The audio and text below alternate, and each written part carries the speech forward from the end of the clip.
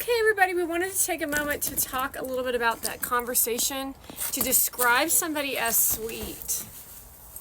That's actually a derogatory term. You're gonna notice a sunburn. Calling yourself or somebody else sweet is obnoxious, pretentious, and it's actually telling everyone that you're toxic. It tells people that you're lazy. It tells people that you're immature. It tells people that you're sharp and squealy and squeaky. It tells people that you're not really up to a whole lot because people don't want a professional to be sweet. A characteristic of somebody to be sweet is the epitome of telling you they're a toxic piece of candy that breaks your tooth. So how would I describe myself as hardworking, competitive, strong, intelligent, humorous. I would say in some cases I'm easygoing. I definitely wouldn't say that I was sweet. I'm logical. I have a good attitude, but I also have a bad attitude. I like that about myself. I'm observant. I am professional. I don't put up with nonsense. I'm direct. I am calm and easygoing, mostly. Unless I'm around people who are not easygoing and calm, and then I get really aggravated easily. I have a temper, but it takes a lot for the temper to come out. Understand that part, and you'll really understand the disdain and the disgust that I have for certain individuals. Let's see. So anyone who actually calls themselves sweet is a person who is not sweet. They're actually the complete opposite. And then if you pay attention to use the word sweet as their character, that's all they are, is characteristically called sweet. You know, they're on a low vibration, a low frequency, and they try to bring everyone down to their low level of sweetness, which is why they speak the way they speak, of like this mundane, squealy, soft. So there's a lot of ways that people can talk. One example is a typewriter talk, which is what a lot of these influencers do, holding the microphone and then talk like this, and then they never stop, and then they eat functional medicine, and then they're reading this, and I, me, we. That's typewriter talk. There's sing-song talk. And so people who used to speak normal, and they don't realize they're doing it, is they're stepping into these conversations around the way these people are communicating to cause complete irritation without even knowing they're causing the irritation. Get down! Quit! See? It's because the collective consciousness is on this like ride of a wave of somebody's piece of content, but they're low class, low value. It's very disruptive to people's daily lives. You are disruptive to people's daily lives. That's a crime. You don't have the capability to conversate on a human level. You don't know what you're fucking doing. You don't know what you're fucking talking about. You reading off a script off of ChatGPT is a fucking crime. It's like plagiarizing in college of a paper that's going to get you your doctorate. It's like going to take the law exam, but you don't take the law exam. You pay the guy from Suits to take the law exam. And he gets you passed in the grade like they did for Kamala Harris and what they'll probably do for Kim Kardashian. That's pretty much what all these people are doing with their content creator, their creation of creative.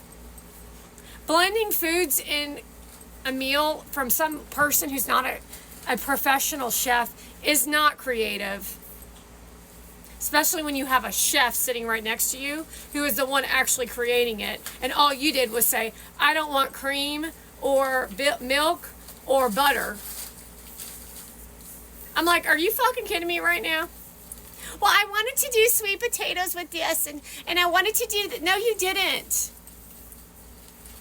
You talked what you didn't want in it, and he gave you suggestions, and you said, yeah, that sounds good. And then you put your name at the bottom of the list, reminding you that you're not a fucking chef.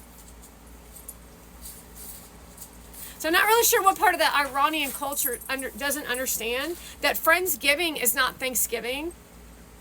And it's definitely not something that should be publicized as if it's the new form of Thanksgiving. So you tried to take out Easter, you tried to take out Thanksgiving, you tried to take out 4th of July, you tried to use the word context, you tried to use the word debate, you tried to do all sorts of dumb shit. It's literally fucking clear as day. Would you say that that's the definition of sweet? Yeah, I would actually, because sweet is a negative term of which to tell someone. To tell someone they're sweet is like blowing someone off.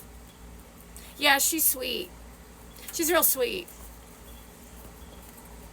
Because she's pretend nice. She's not actually a good person. But you could tolerate, in the old days you could tolerate that shit. However, in the modern day imaging and branding of what you've developed sweet into, is it's intolerable. So you all are really pretty much living in some weird, you know that conversation of are we in, hey, get out of there. You know that conversation that we're living in some, what's it called? I forget what it's called, where you're in a, what is it called? I can't, hold on, let me think what it's called. It's like where you're in a fake life, like someone's controlling it, or it's like being in a matrix or something like that. I forget what they call that. You know what I'm talking about? You do or don't? Well, anyway, we used to kind of not be in it, but we were kind of like teeter-tottering off of being told what the market was about, because people like the industry did exist. However, there was some law and order that was established associated to it, which is why liberals existed in Hollywood. Then you all decided that China was going to come into the country because Obama wanted to sell us out to the Middle East, while Indians and all these other weird-ass people started that conversation of WOKE and DEI nonsense so that your children could suffer, and then you sat on a little fucking pedestal and rioted against our own American citizens called Pink Code. Think about that for a second. And all of this is on the backs of women's ability to play on people's emotions that used to go on at the MLM parties, always going on in Hollywood. Men, you either said something or you didn't say something. I'm not real sure where you're at in this weird ass fucking journey. To the point where we're at today.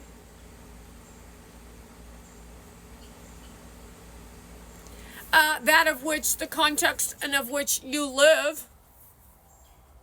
So that's your sign that they tried to create a divergent system or a Katniss Everdeen system so that only a certain group of people could thrive in the world, while they then created a elite cult, which we just saw The Rock do an interview with that little twit girl named Taylor Biggs. Because Taylor did an interview with Gary Vaynerchuk. Marianne Williamson did an interview with dumbass Mona, and they're all in fucking network with each other. Closing the door off to anyone who has any form of intelligence, because they're all going to just tell you how it's going to be. And I'm going to tell you right now, Marianne Williamson, you don't know shit about the universe. You don't know shit about shit. You're freaky as shit. You lost your fucking mind years ago. Think about that for a second. You're mentally fucking ill. You need some fucking help. Especially after that interview with that sick-ass Iranian.